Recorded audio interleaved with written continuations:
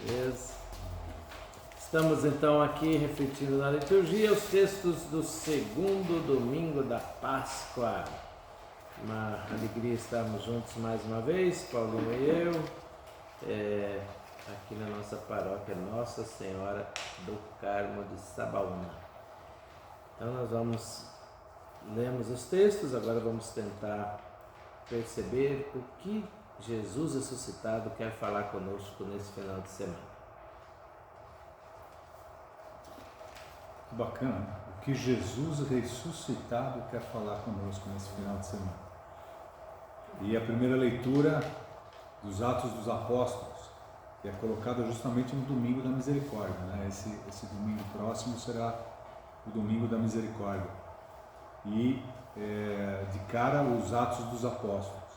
O livro dos Atos dos Apóstolos inicialmente parece ter sido o único livro junto com o Evangelho de Lucas. Provavelmente o autor é o mesmo. Tanto é que ele começa no capítulo 1 dos Atos dos Apóstolos: no meu primeiro livro, ó Teófilo, narrei tudo que...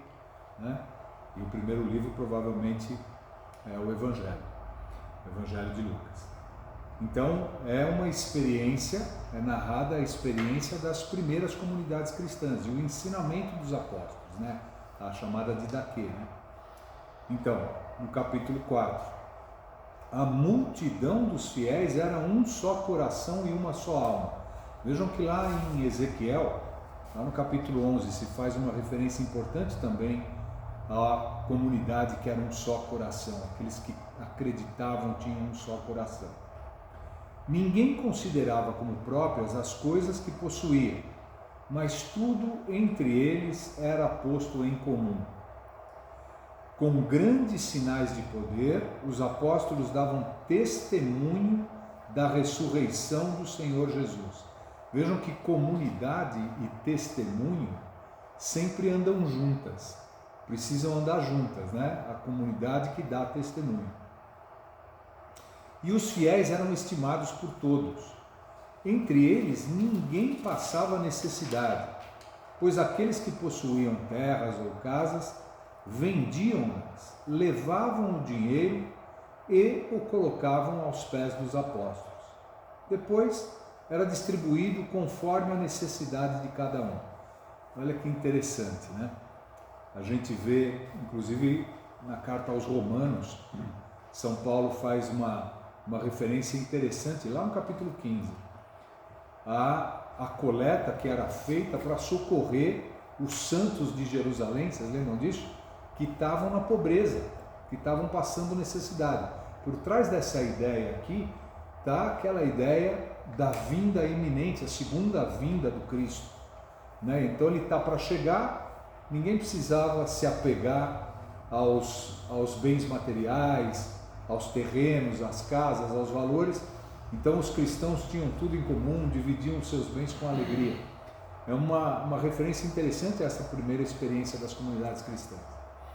Mas a gente vê também essa outra questão importante narrada por Paulo, não só na carta aos Romanos, mas na primeira carta aos Coríntios, na segunda carta, sobretudo na segunda carta aos Coríntios, capítulo 8 e 9, né, que a gente ouve muito na referência, ela é muito usada para embasar o nosso dízimo, né, a importância da coleta, a importância para que aqueles que têm mais dificuldade, mais necessidade, sejam socorridos por aqueles que têm menos necessidade, né? Uma ideia bem interessante, mas que logo depois ficou esclarecida também, porque a segunda vinda de Cristo começou a demorar e muita gente começou a passar dificuldade, né? Então, é importante essa ideia. E o Salmo, né? Dai graças ao Senhor porque Ele é bom, eterna é a sua misericórdia, porque o seu amor é para sempre, né? Aliás, esse salmo, exatamente esse salmo, nós cantamos, rezamos esse salmo quando? No domingo passado, no domingo da Páscoa, né? Lembram? Apesar que o refrão que foi usado é o versículo 24.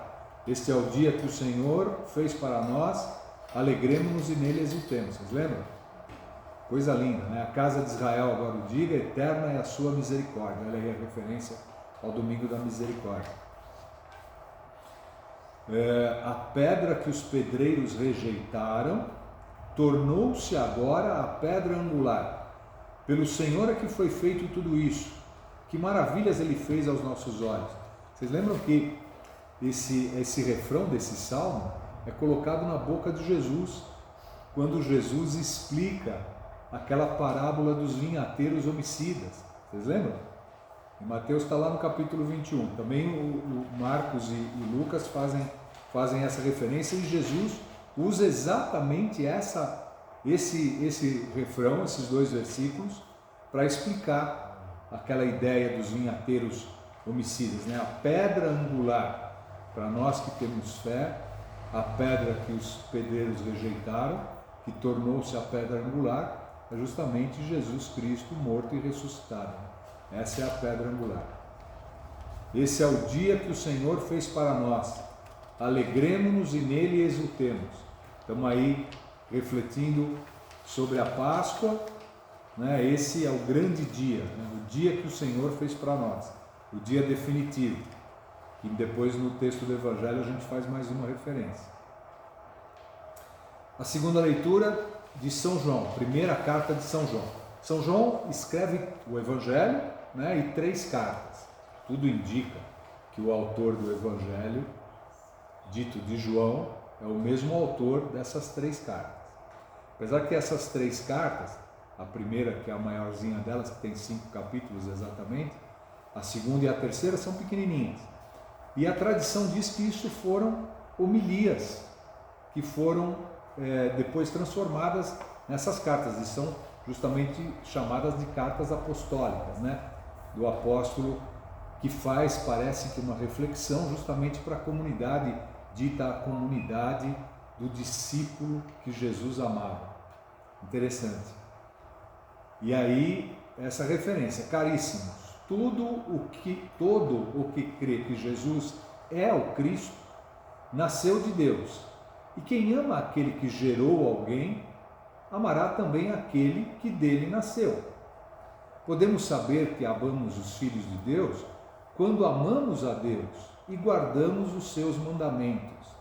Olha aí, como é que a gente sabe se a gente ama a Deus? A gente guarda os mandamentos.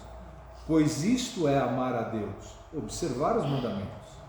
E os seus mandamentos não são pesados, pois todo o que nasceu de Deus vence o mundo. E esta é a vitória que venceu o mundo. Qual é a vitória? A nossa fé. A nossa fé. É a fé naquele que venceu o mundo, no Cristo morto e ressuscitado, que é a nossa vitória. Quem é o vencedor do mundo? Senão aquele que crê que Jesus é o Filho de Deus. Vejam essas referências. Jesus, Filho de Deus. Vocês lembram na proclamação que abriu a Semana Santa, né? O domingo de Ramos, é proclamado o Evangelho de São Marcos, né? A Paixão de São Marcos, capítulo 14 e 15 de São Marcos. Vocês lembram que o centurião fala aos pés da cruz, quando ele vê Jesus morto? Vocês lembram qual é a frase do centurião? Este era verdadeiramente o que São João está dizendo aqui, o Filho de Deus, né? Ou seja, a nossa fé no Cristo morto e ressuscitado, o Filho de Deus. Este é o que veio pela água e pelo sangue. Pela água e pelo sangue. Lá no capítulo 19 de São João, que a gente proclama na sexta-feira da Paixão, lembra? Quando o soldado romano enfia a lança no lado de Jesus, o que sai? Sangue e água. Aqui está invertido, pela água e pelo sangue. Jesus Cristo não veio somente com a água, vejam só, mas com a água e com o sangue. A água é um elemento importante no batismo, na purificação dos judeus, né? Super importante, que eles chamam de tebilá, né? O batismo, o mergulho. E é um elemento usado também no nosso batismo. Vocês lembram no capítulo 2 de São João, quando ele conta as bodas de Caná, o primeiro grande sinal que Jesus realiza no Evangelho de São João? O que ele transforma? A água em vinho, né? A água, o texto diz lá, haviam ali 6 talhas que eram usadas para a purificação dos judeus, né? A explicação teológica dessa transformação da água no vinho, o vinho que cor é? Vermelho, o vinho nos lembra o sangue. Então, não é mais a purificação feita na água daqui em diante. A nova purificação, o nosso novo batismo é feito no sangue de Jesus. Então, e o Espírito é que dá testemunho, porque o Espírito é a verdade. O Espírito é a verdade. Jesus também diz para Tomé: eu sou o caminho, a verdade e a vida. Vocês lembram disso? E aí Tomé vai aparecer aqui também no Evangelho, né? Esse Evangelho é maravilhoso. Esse Evangelho é um memorial que a igreja, a liturgia coloca no primeiro domingo depois da Páscoa. Memorial da morte e ressurreição de Jesus. Coisa linda, para a gente fazer memória, para a gente lembrar, né? E como é que a gente lembra? Né? Olha aí o que o texto diz. Ao anoitecer daquele dia, o primeiro da semana, em alguns textos está lá, ao final da tarde daquele primeiro dia, o primeiro da semana. Primeiro dia, o primeiro da semana, é porque nós estamos fazendo referência ao último dia da semana, que é o 7º dia, que é o sábado, né? Que é o sábado, né? Então, o 7º dia é usado lá, lembram? Gênesis 2:3, Jesus, Deus, quando cria o mundo, ele descansa e ele abençoa e santifica o 7º dia, né? Então, que é o dia definitivo para nós cristãos a partir da fé em Jesus morto e ressuscitado. Então,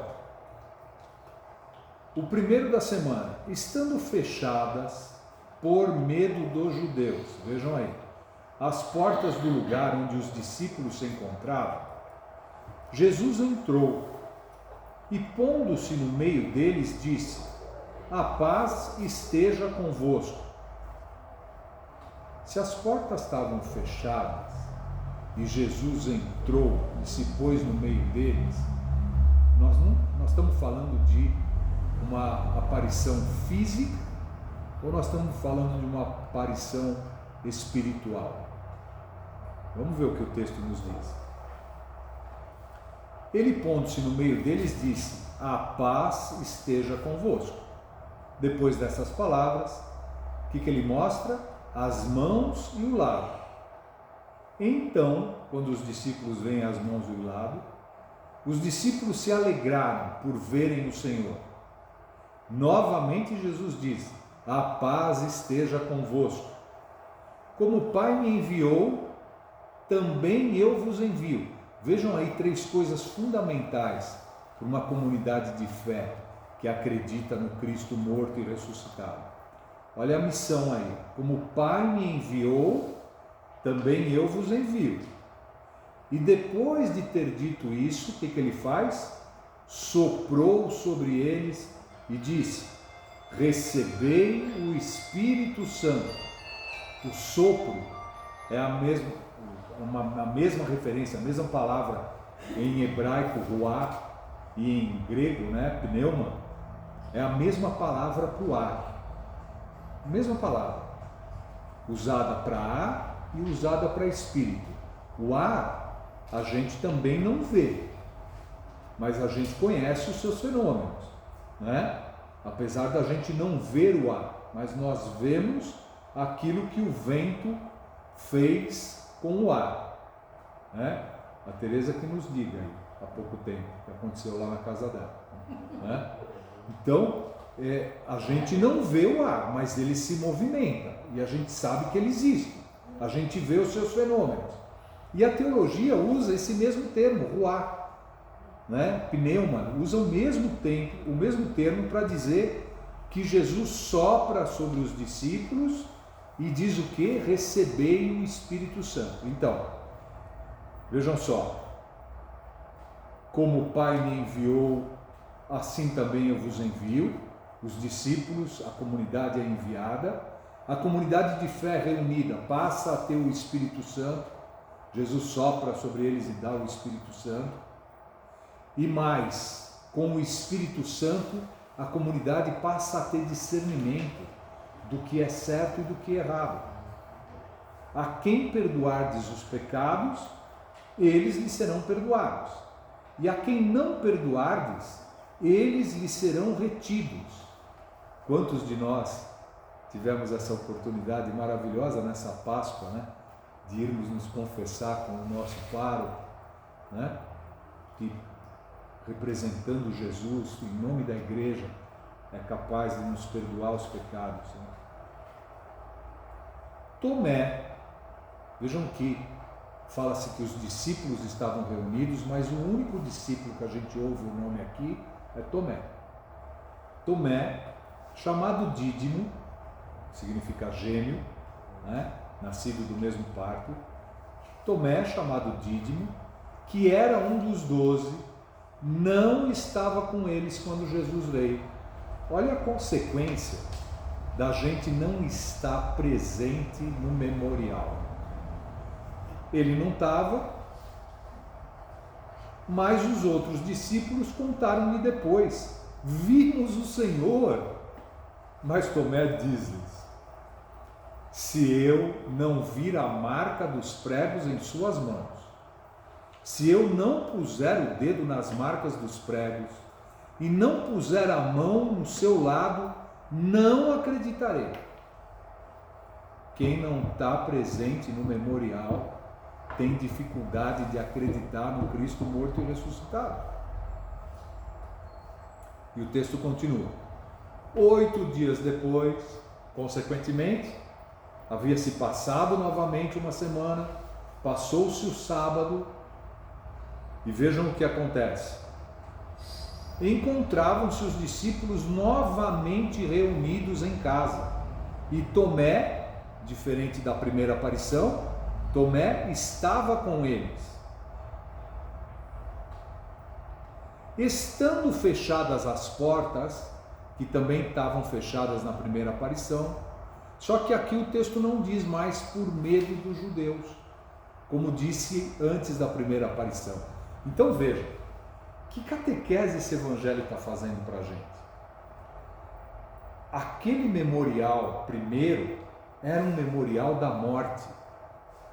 Os discípulos estavam reunidos por medo dos judeus, fazendo memória do amigo de Jesus que tinha morrido.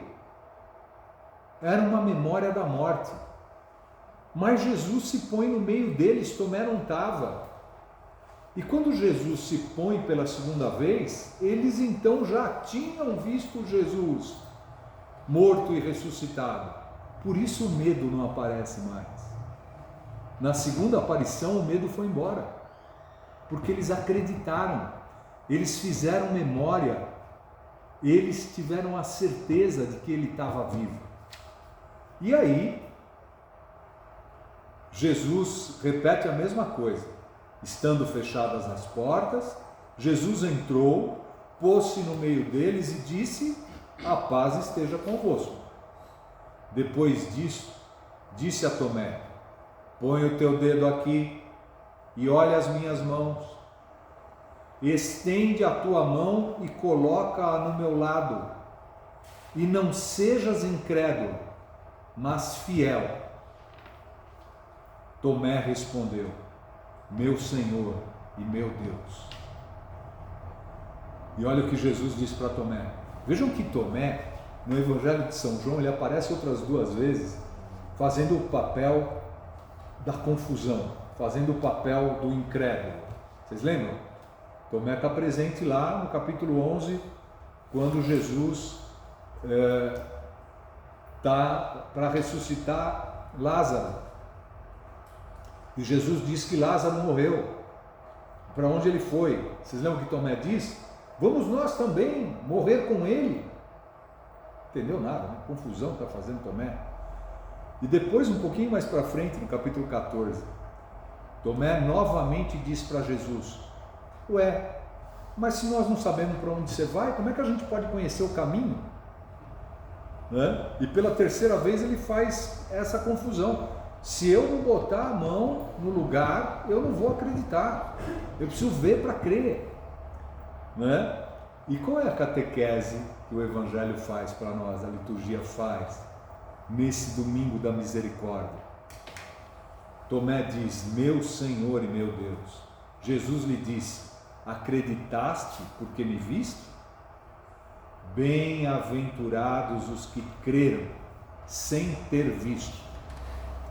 Vejam que o Evangelho de João, assim como a primeira carta de João que a gente leu na segunda leitura, foi escrita naquela transição, né, da segunda para a terceira geração daqueles que conviveram com Jesus, daquela comunidade que deu testemunho, mas não foi uma comunidade que viu Jesus.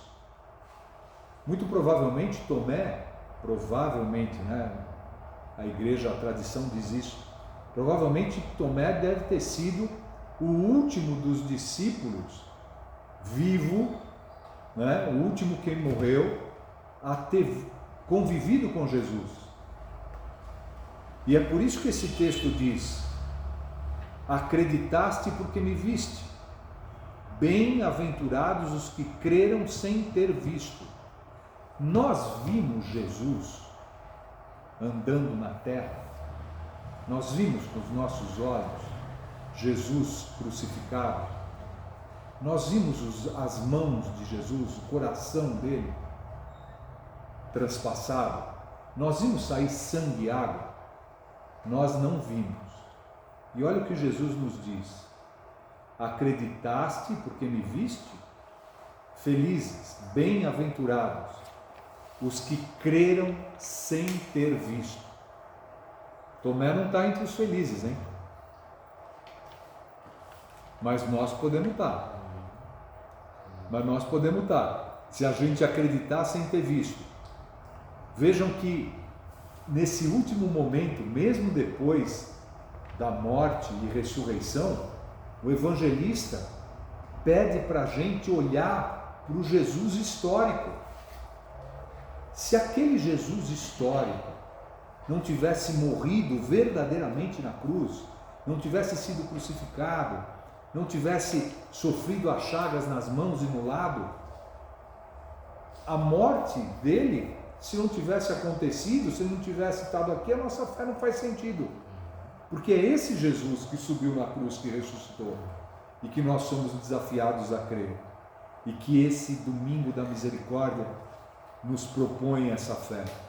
Bem-aventurados os que creram sem ter visto. Jesus realizou muitos outros sinais diante dos discípulos, que não estão escritos nesse livro. Mas estes foram escritos para que acrediteis que Jesus é o Cristo, o Filho de Deus, e para que, crendo, tenhais a vida em seu nome. O Evangelho de hoje, para quem já teve tempo de ler, é o Evangelho de Lucas, dos discípulos de Emaús. Vocês lembram como é que cai a ficha para os discípulos de Emaús? Vocês lembram? Eles estavam caminhando, tristes pelo caminho, Jesus tinha morrido, e Jesus se põe no meio deles, vai caminhando com eles, eles não percebem. O corpo do ressuscitado é diferente, né, do corpo físico que nós estamos acostumados, por isso nós somos convidados a olhar para o Jesus espiritual ressuscitado, e Jesus provoca: ué, o que vocês estão conversando aí pelo caminho? E eles dizem: você é o único forasteiro que não sabe o que aconteceu em Jerusalém esses dias? E Jesus diz: mas o que aconteceu? Jesus, o Nazareno, nós esperávamos que ele fosse o Messias. Tudo dizia que ele seria o Messias. E já faz 3 dias que ele morreu. E é essa a referência que nós temos aqui também nesse Evangelho. Quando é que os discípulos, quando é que cai a ficha dos discípulos?